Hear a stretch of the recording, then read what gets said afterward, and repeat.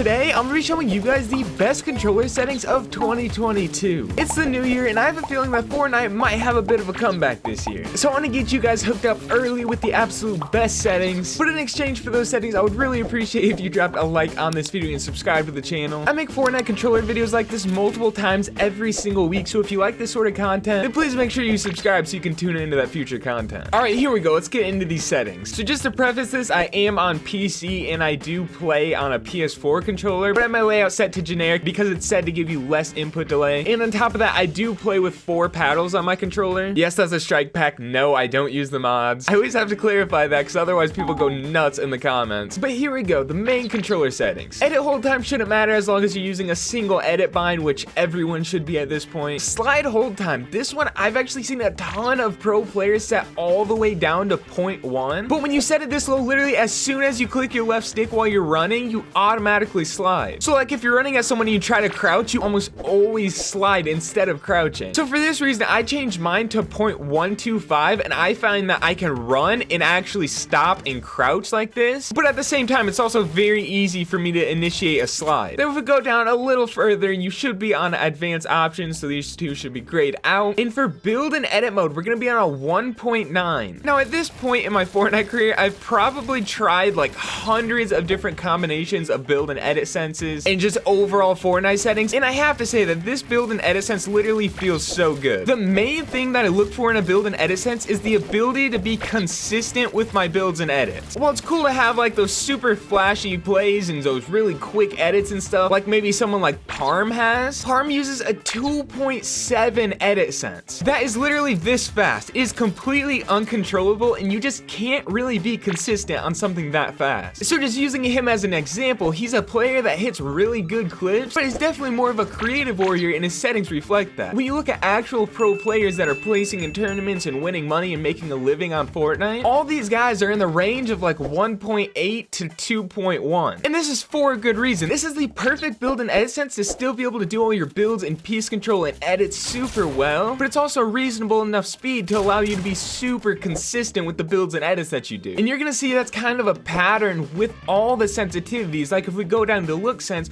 we're on a 39% look horizontal and 39% look vertical. And then to go along with those, we're at 0% for all the boosts. So again, 39% is relatively low. However, your look sense is not only pertaining to you just looking around and like rotating and like your movement. Your look sense is also heavily affecting your aim when you're not ADSing. And if you think about it, your non-ADS aim happens pretty often. Almost every time you're in a box spraying someone with the SMG, you're not ADS. When you're taking those super quick pop shots, you're not ADS with your shotgun. I'd say probably somewhere like 75% of your close range fights, the shots that you're taking are not gonna be while you're ADSing. So you need to have a low enough look sense to still be accurate with those shots. And again, while you're not gonna be able to have those super flashy like 180 flick shots, it's going to be fast enough to still allow you to win those fights, but it's gonna allow you to be consistent with that aim instead of just hitting maybe like 1 in every 5 cool flicks. So it is lower, but especially this chapter, it's important to be lower. If you didn't know, with some of the new weapons like the MK7 and the Stinger SMG, when you're using these weapons close range, you have almost no aim assist. Fortnite made that change in chapter 3, so to compensate for that, we need a lower sense. And like I said, there's a pattern with this because if we go down to the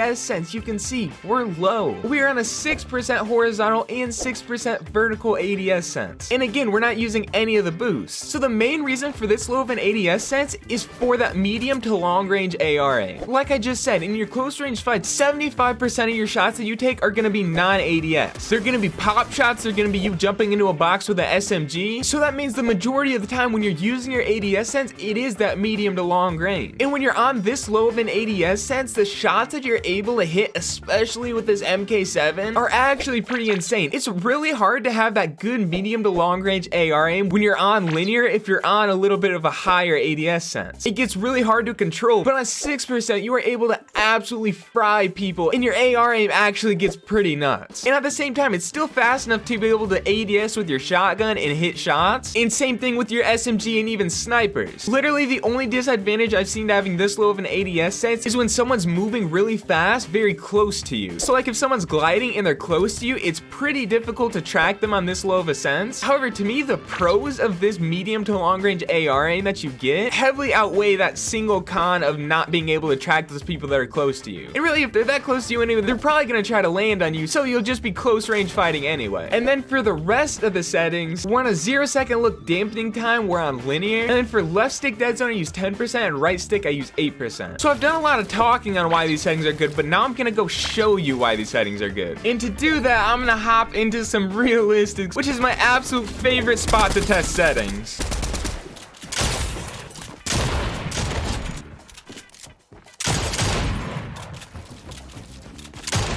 Oh, how beautiful was that? 1250 damage dealt. I'm telling you guys, these settings are absolutely perfect.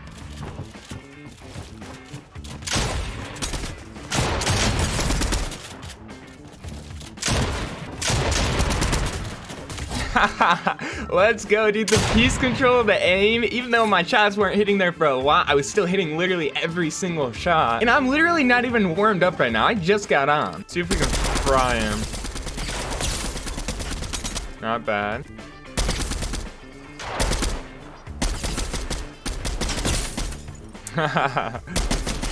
Oh, let's go.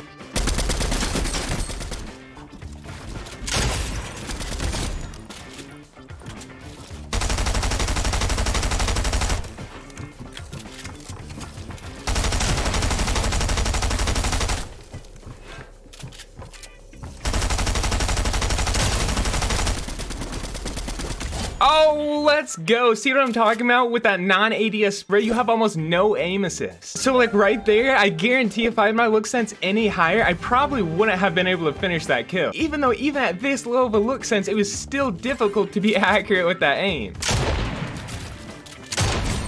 Oh, what a shot. Oh, let's go. So you just gotta stay calm, don't panic, line up your shot, and make sure you hit it. That's one of the best things about low sense. If you're patient enough, you can almost always guarantee you hit your shot. Oh, let's boom battle then.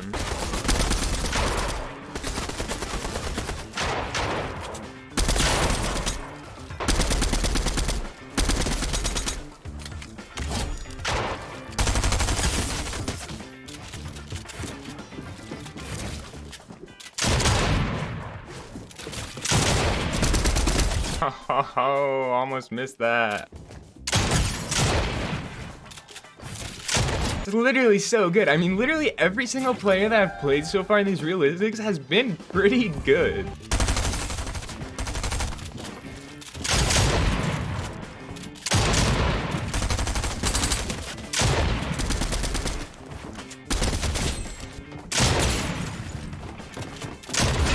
Oh, too easy with the piece control. I absolutely love just the ability to not mess up and edit. So even though it's not like super fast, super flashy, as you can see, you can obviously still play at a high level. It's hard to really show off that medium to long range AR aim in here because almost everything I'm doing here is not medium to long range.